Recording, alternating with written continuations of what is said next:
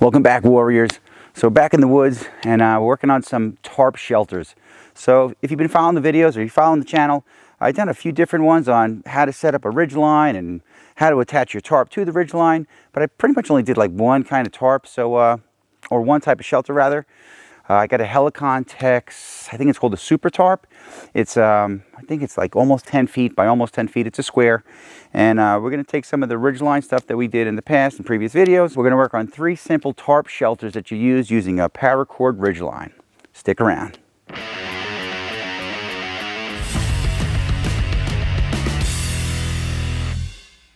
What's up, warriors? This is Kiyoshi Dave Herman with 5 Elements Tactical Training, here to share with you some warrior skills and drills that anyone can learn and everyone should know. If you're new to the channel, welcome and thanks for stopping by. If you already follow us on social media and that's how you found your way over to this channel, go ahead and hit the subscribe button and the bell notification button and the little thing where it says all notifications, so YouTube will let you know when the next video drops, and you get all sorts of cool content from here as well. So in my hand I'm holding this big mess of paracord, but it's not really a mess, it's a system. So remember, system is save yourself time, energy, and money. So this is a ridgeline, and if you haven't watched my video on it, check it out. I think I've gone over it in a couple of different videos. But basically all it is about 25 or 30 feet of paracord, and it's got a bowline on one side, a bowline knot on one side, and 3 prusik loops along. So it's a quick deploy ridgeline. So that in a pinch, you just take it, wrap it around a tree. I'll show you how. Toss it to the next tree, wrap it around. I'll show you how. I'm going to tie it off with a trucker's hitch, but let's get after it. I'll show you. All right, so the first thing I do is I take out my ridgeline and I find the end that has the bowline and the 3 prusiks attached to it. I pull out, I don't know, enough to go around whatever tree I'm using. I slide the prusiks down so they're not in the way. I take a stick I found on the ground or a tent stake, wrap it around the tree. What I do is I feed the bowline through the, I feed the line through the bowline loop, and I put a stick in there or a tent stake, and that acts as my marlin spike hitch. And now, depending on the shelter that we're going to put up, it could be waist height, it could be knee height. I'm going to go with waist height just for now, or a little bit higher than waist height. And now the prusiks will stay there for now. We'll get to those in a moment. I just take it, and if you tie it right, it should slide right out. If you got to loosen up, no problem. And here we go. Now all I do is I just kind of walk it to whatever tree I'm going to tie it off to. I keep it around the same height. I go around the tree, pull the line through.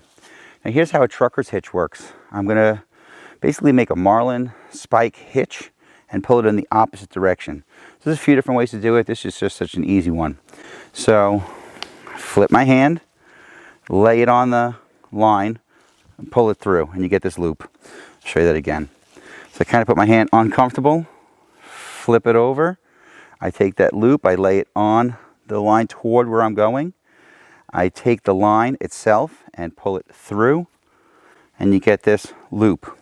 So now what happens is the line that the running end, the working end, it's going to go through that loop. And now I could pull this so tight, so tight, so tight, so tight.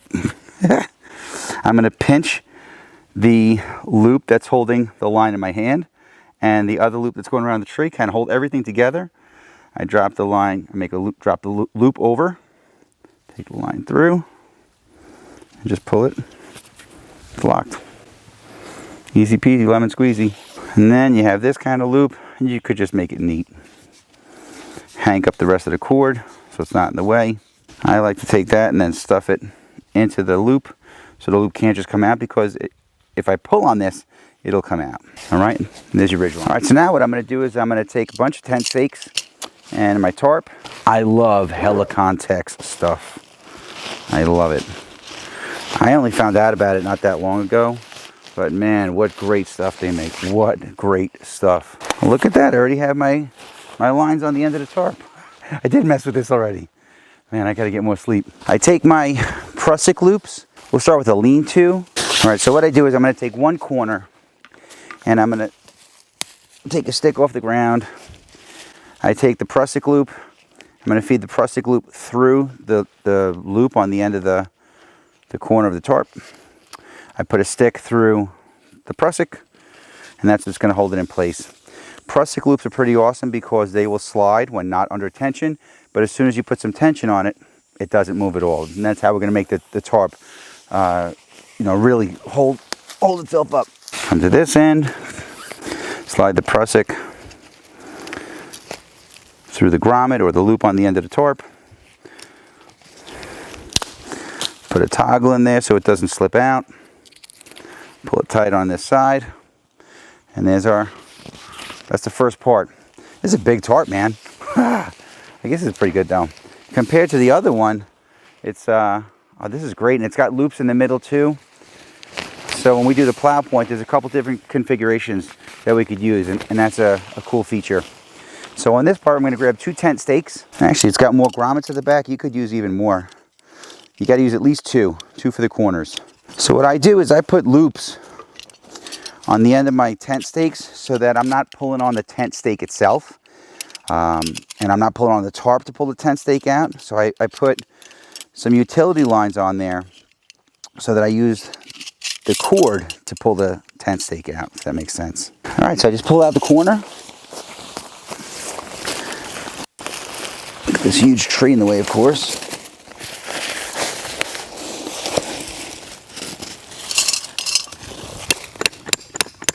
All right, so for a lean-to, I guess anytime I'm going to put the stake in the ground. Here's the stake. I have guy lines on here or tie downs on the corner of the tarp just to make it easier, but I also have them on my stakes. So what I do is first figure out where I want the stake to go. Use the back of my axe, it's got a hammer, set it. Now, I take this and I make a marlin spike. So similar to what I did on the ridgeline, I kind of like flip upward, making a loop. Put the loop on the line, pull the line through, and you get this loop. Put the loop on there, cinch it down, and hold it tight.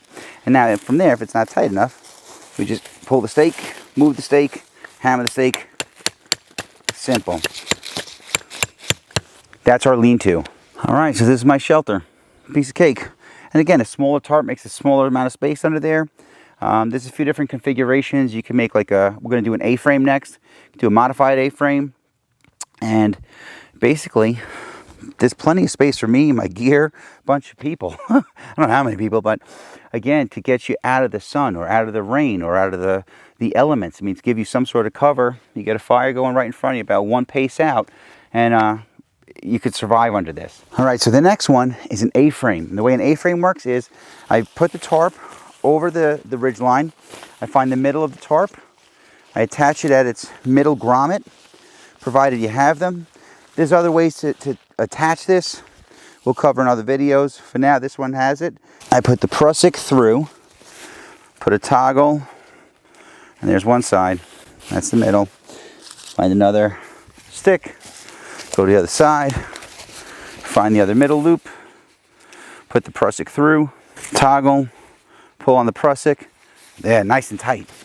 All right, so now we just find the corners and we stake them out. I find pretty much where I want it to go. The way I have my bowline on here, I could even use the bowline as my tie-off spot. All right, so from here I do the same thing. I just pull it. I want it to be tight this way and tight this way. And I realized that the way I put these bowlines on here, I could actually use that, and I won't be pulling on the toggle on the oh my god, I'm tired, man. The loop on the end of the tarp. So I put my tent stake right through the thing there. So when I want to pull it out, I'll actually be pulling on the paracord, not the loop on the end of the tarp. This has extra grommets, so I could grommet, that's the word I was looking for. I could pull it out more tight in the middle. If I'm not happy with where it is, I pull it more tight this way.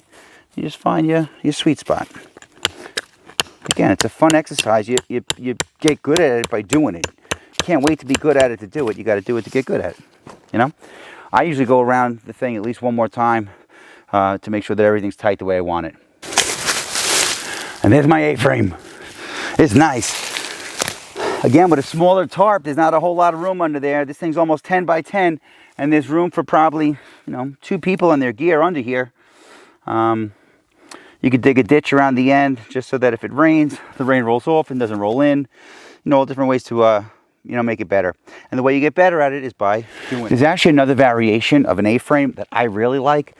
I'll show you how it works. And I just basically take out all the stakes. I'm going to leave them right in the toggles because I'm going to basically take the A, instead of putting the ridgeline in the middle, I'm going to scoot it to one side. So one side's a little bit longer and the other side won't hit the ground. We're going to kind of stake it out so you have almost like a porch from your lean-to. Lean-to with a porch? I guess that's, I don't know what it's called. Check it out. All right, so I left all the stakes in the corners.